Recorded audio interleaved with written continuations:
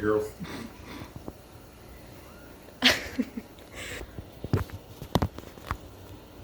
Hello, I'm Courtney, and I'm going to give an informative speech on why the compulsory COVID-19 vaccination is a violation of human rights.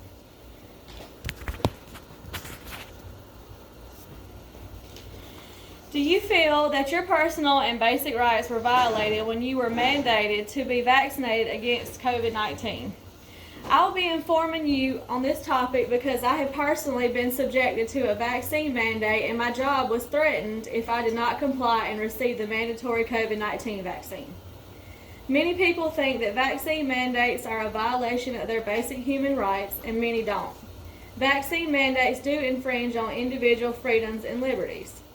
COVID-19 is an acute contagious respiratory disease that first isolated in Wuhan, China in 2019 of December. The virus progressed rapidly to the rest of the country and world, necessitating the development of the COVID-19 vaccine intended to provide acquired immunity from the virus. Vaccination has been proven effective in preventing certain diseases, particularly in children, despite vaccine hesitancy among some groups. Mandating the vaccination for COVID-19 raises many legal and complex questions concerning the interplay of competing for human rights and the issue of public health and safety. Crasser 45.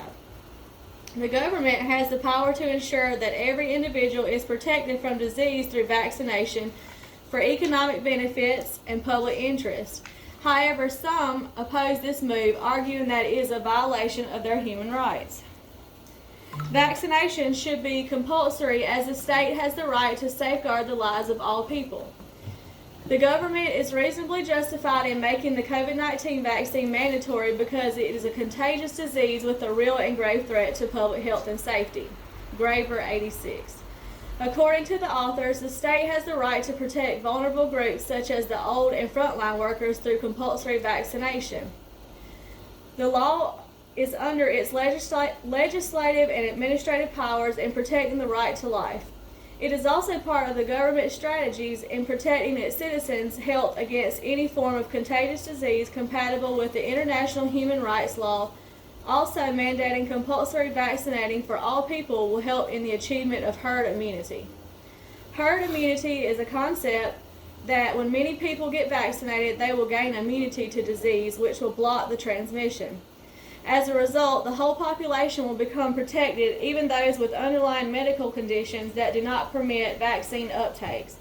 Vaccination policy aimed at protecting the health and life of people for the benefit of society is not a violation of human rights and must be mandatory. Compulsory vaccination protects public health. Research says that vaccine mandates are necessary for the protection of public health, even though they might infringe on individual liberty and bodily integrity. Having mandatory vaccination has reduced the mortality rate and hospitalization, reducing the health burden. COVID-19 has resulted in at least 239 million people being hospitalized and at least 4.9 million people being killed. Foreman 855. According to the authors, vaccination against the disease have reduced this number while protecting public health.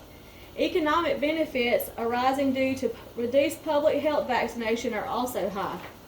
There has been an easing of lockdowns and travel restrictions, and many people can now attend to their daily activities, which has impacted economic growth.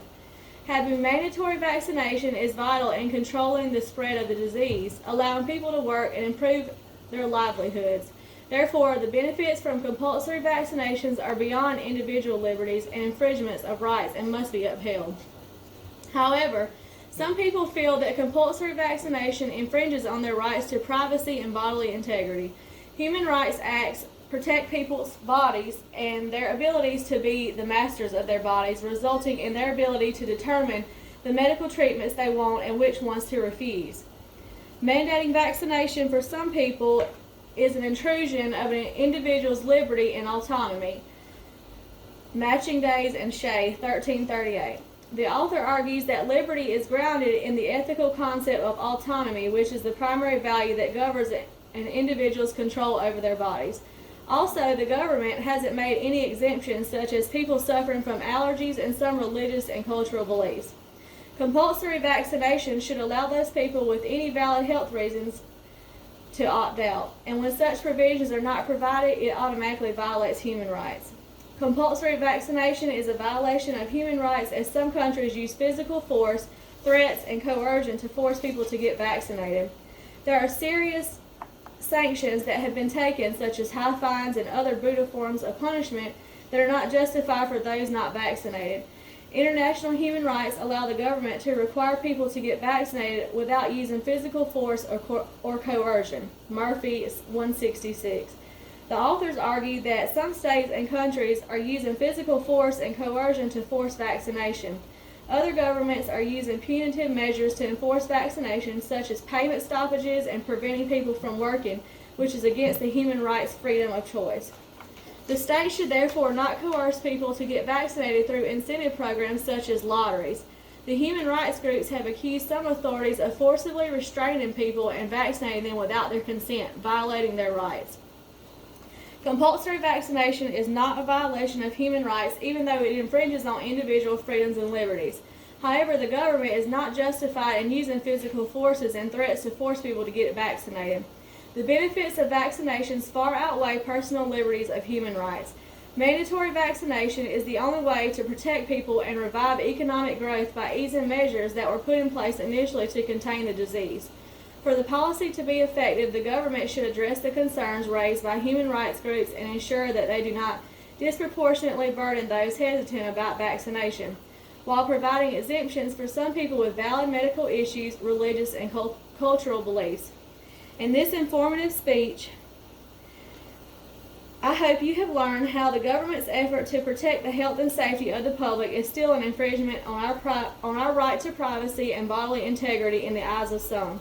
I feel personally led to tell you about these mandates because I have been the victim of COVID-19 vaccine mandates due to working in a long-term care facility. I was forced to receive a vaccine or I would have lost my job as of January 5th of this year. Although our government thinks that a mandatory COVID-19 vaccine is the right choice for all Americans, this is still a free country and people should still have a choice on whether they want to receive an experimental vaccination for themselves and their children. Thank you for taking the time to listen to my speech today. I hope that you are now informed on the efforts the government has taken to try and force the people to take the COVID-19 vaccine. Amen. Amen. Yeah.